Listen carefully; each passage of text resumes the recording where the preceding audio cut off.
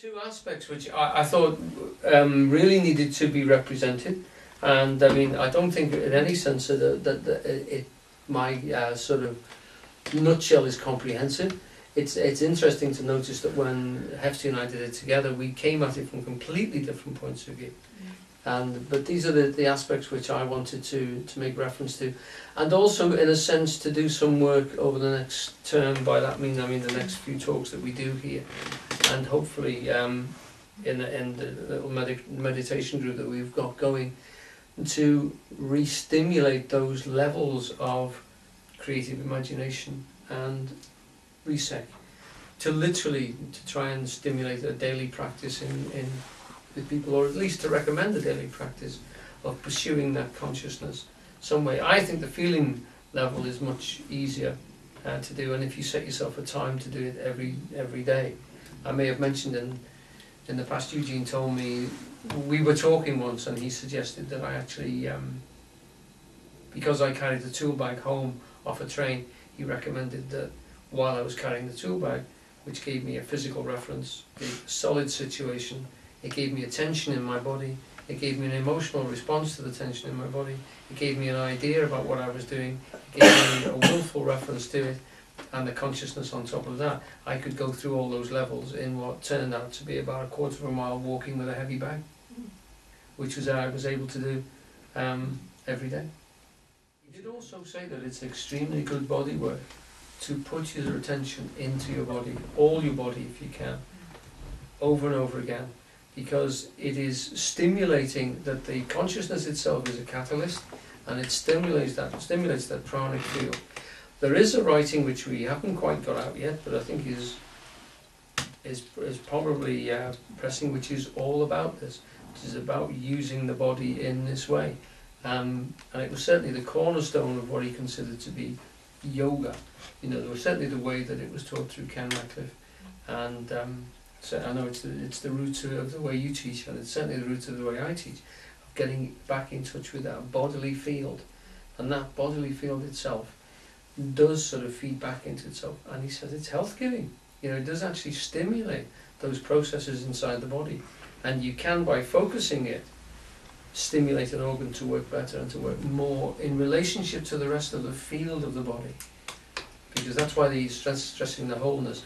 You don't want it to respond individually, you want it to respond in the field. He was talking to me once about we went to see a transformation medium, one of these mediums whose face changes actually to imitate different people, and of course you don't know whether they're looking like Auntie Nellie or who it is, but certainly their faces seem to change. And he said that, you know, it is very possible to change.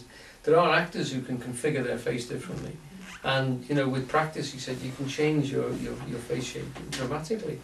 And he gave us this terrible exercise which we've mentioned in the past, which is when you're tired, you can do it tonight, when you're tired and you go home late at night, turn the lights down, look in the mirror, keep looking.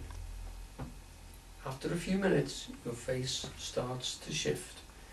And the first time I did it, I got all sorts of very brutal faces came through mine. It's really scary. You won't be able to go to bed for 2 or 3 hours. Get yourself a couple of bottles of beer and a newspaper. It is really quite bothering.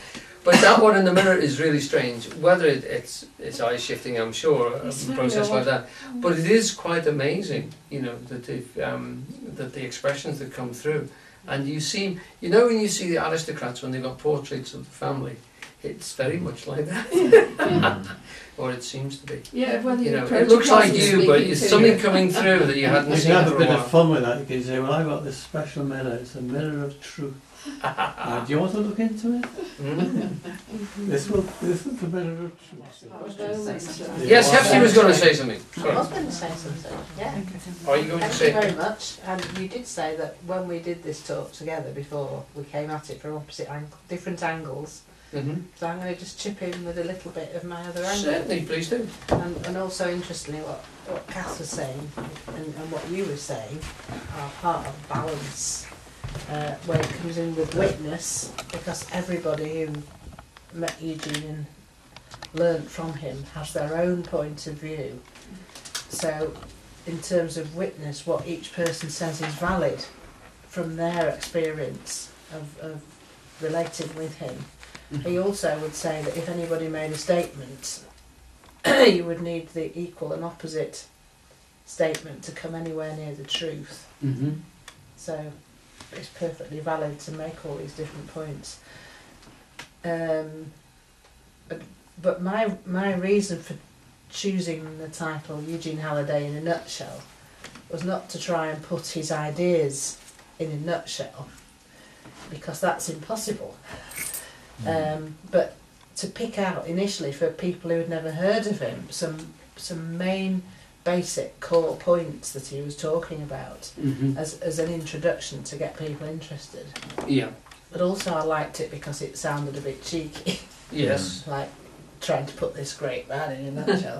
But the point of that was that he, of anybody I've ever known, was a person who could say, I could become find within a nutshell and count myself king of infinite space. In other words, if you locked him in prison, he would be perfectly happy, he would be in eternity or whatever, as you say. He would be perfectly free inside himself if he was locked in a box, or and Yes. as some people would see, he had a limp. He's physically not straight up and straight down. Yeah. He was confined in a body that was uncomfortable, and yet he could do all sorts of things nobody else bothered to do. Yeah.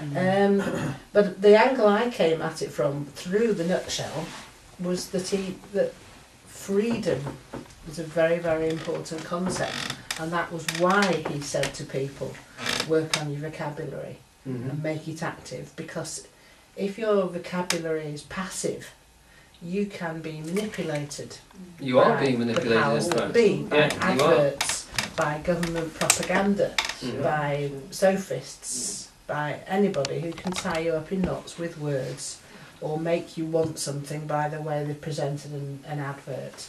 And that in that sense you're not free. You're being led by the nose, by everything that's going on around you, and by working on your vocabulary and working on your responses through the reflective self-consciousness exercise, you are working towards becoming a self-determining free being. And the other side of it is the word freedom. You have free, which is the free spirit, and you have the dome, which is the encapsulated spirit, i.e. the nutshell. So the balanced concepts there. Yeah. So. The dome yourself, actually. Free, wrong, yeah. it's not So free, you and want to Yeah.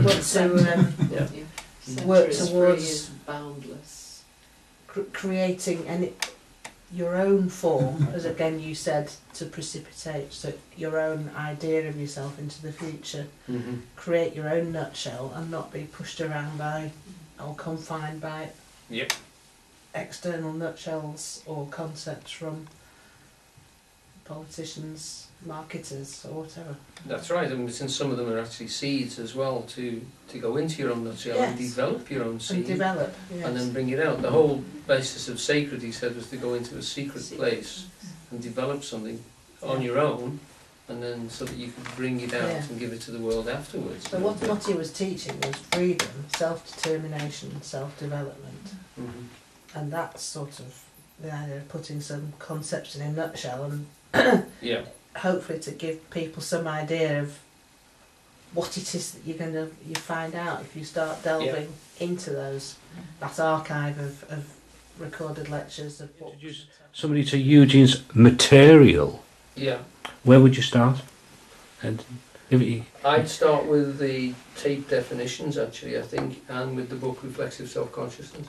The tape definitions is him actually talking to a group of people who've not come across his ideas before, and he starts by defining words for them, and in that sense he's not answering, he's starting from basics for them, if you like, and so that's a good tape to start with, and a good, there's a transcript of it up actually on that's the one I would use to start with. Merely because of that, because he's actually setting his stall out. You hear him doing it and saying, this is where to begin, this is what to do next.